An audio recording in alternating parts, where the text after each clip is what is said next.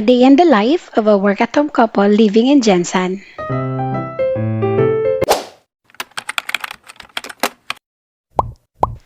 For today's video, maaga akong ginising ni Baby Max Jacob. Si Daddy naman ay malapit nang mag-log out. Night shift siya kaya wala pa siyang tulog. Itong si Baby Max ayaw din magpalagay sa crib.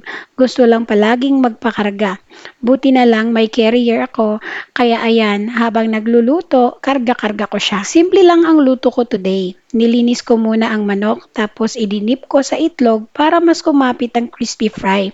At saka ko na siya iprinito.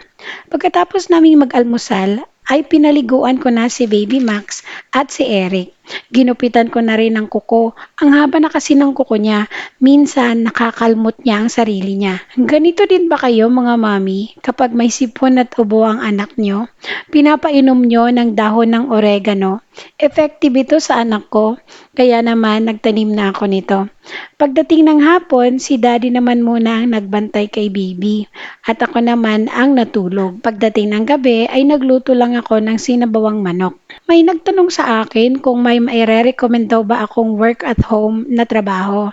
Actually, maraming company ang nag-o-offer ng work at home setup. Pero syempre, meron silang mga qualifications na hinahanap. At kung sa tingin nyo ay papasa naman kayo, why not try, di ba? Kaya gusto kong i-share dito sa FB, maraming hiring advertisement at mga legit yon. Ang mga company kapag urgent hiring sila, nagpo-post sila sa iba't ibang platform tulad ng Facebook, TikTok, Instagram, Jobstreet, Indeed, Link. Pwede nyong subukan na mag-apply sa mga advertisement nila o kaya naman ay bumisita sa mga website nila. Isa ito sa mga hiring advertisement na nakita ko dito sa FB. So, lumabas ito sa FYP ko.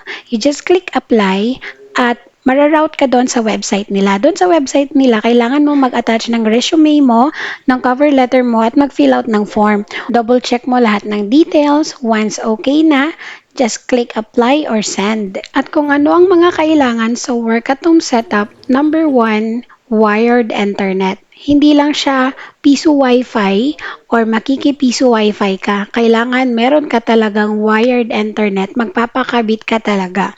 And second, syempre, ang iyong laptop or ang iyong device. Ang rene-required talaga ngayon kung laptop naka Core i3 or Core i5, 11th generation or 8th generation. Headphone with microphone and noise cancellation. At ang iyong safe space or quiet place. Yun lang muna mga mi. If you want to be updated, I'll keep you posted. Don't forget to follow. See you on the next one.